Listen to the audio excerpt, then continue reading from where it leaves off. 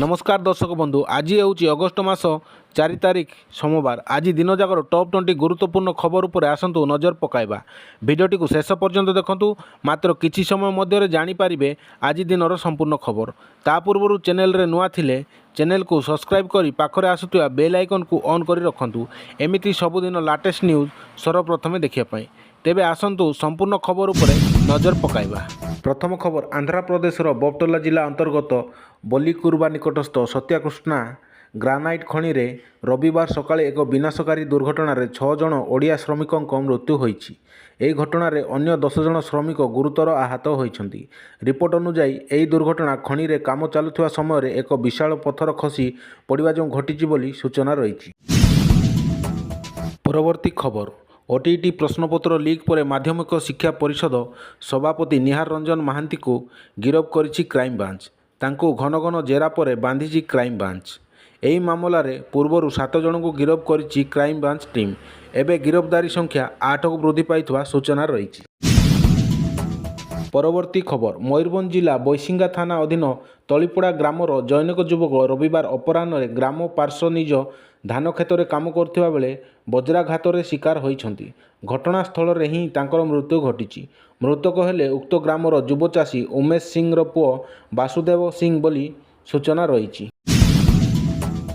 परवर्ती खबर, आय बहिर्भूत संपत्ति ठूल अभियोग बौद्धर एमबीआई गोलाप चंद्र दासଙ୍କ बासभवन समेत 6टी स्थान में एककालीन भिजिलांस चढ़ाऊ होइछि। भिजिलांस विभागर चढ़ाऊ बेले जଣାपड़ी जे श्री हांसदा 54 लाख टंकार बीमा डिपोजिट करिसेंति।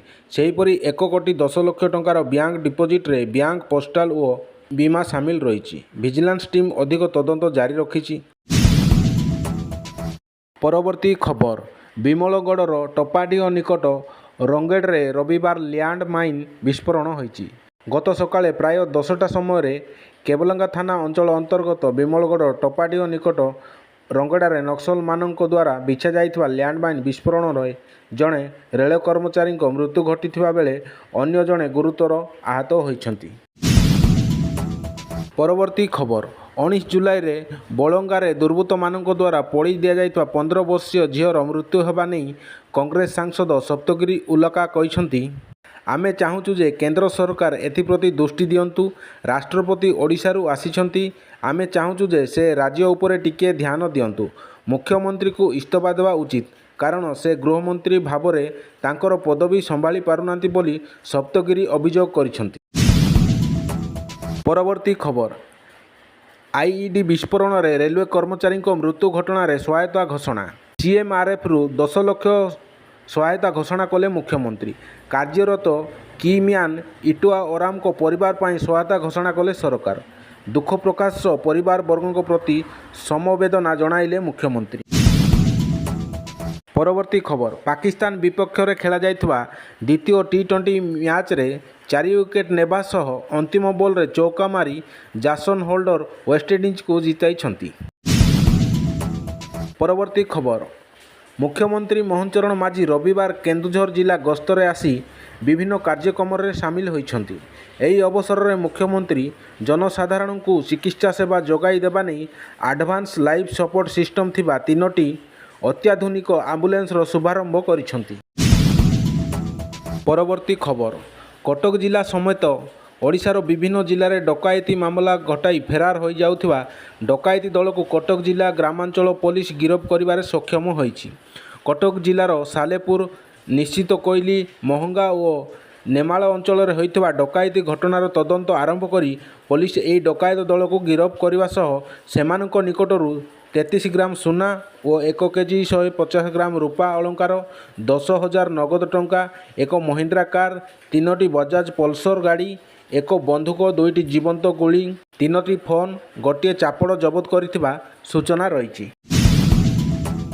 परवर्ती खबर, प्रधानमंत्री नरेंद्र मोदी रविवार राष्ट्रपति भवन में राष्ट्रपति द्रौपदी मुर्मू को भेटिछन्ति।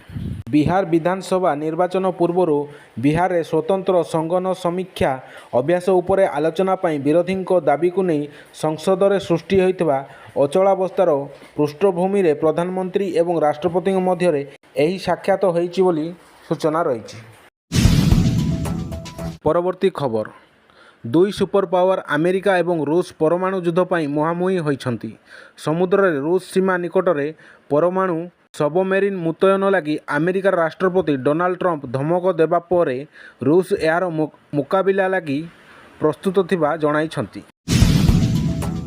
ପରବର୍ତ୍ତୀ ଖବର, ଏୟାରପୋର୍ଟରେ ମରଣାନ୍ତକ ଆକ୍ରମଣ, ବିମାନ ବନ୍ଦରରେ ସ୍ୱାଇପ୍ ଜେଟ୍ କର୍ମଚାରୀଙ୍କୁ ବିଦା ଗୋଇଠା ମାରିଲେ ବରିଷ୍ଠ ସେନା ଅଧିକାରୀ।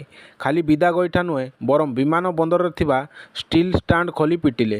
ସେନା ଅଧିକାରୀଙ୍କ ଉନ୍ମତ୍ତ କାଣ୍ଡରେ 4 ଜଣ ସ୍ୱାଇପ୍ ଜେଟ୍ କର୍ମଚାରୀ ରକ୍ତ ଜୁଡୁବୁଡୁ ହୋଇଥିବା ସୂଚନା ରହିଛି।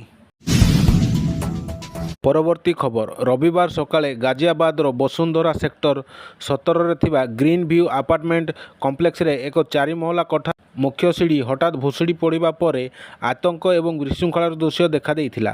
ଫଳରେ ବୃଦ୍ଧ, ମହିଳା ଏବଂ ପିଲାମାନଙ୍କ ସମେତ ଅନେକ ବାସିନ୍ଦା ସେମାନଙ୍କ ଫ୍ଲାଟ୍ ଭିତରେ ଫସି ରହିଥିଲେ। ଫସି ରହିଥିବା ଲୋକଙ୍କୁ ଉଦ୍ଧାର କରିବା ପାଇଁ ସ୍ଥାନାନ୍ତର ପ୍ରୟାସ ଜାରି ରହିଛି। ପରବର୍ତ୍ତୀ ଖବର, ଉତ୍ତରପ୍ରଦେଶରେ ବଡ଼ ସଡ଼କ ଦୁର୍ଘଟଣା, କେନାଲକୁ ଖସିଗଲା କାର୍, ଭାରସାମ୍ୟ ହରାଇ କେନାଲକୁ ଖସି ପଡ଼ିଲା ଏସ୍ୟୁଭି ଗାଡ଼ି।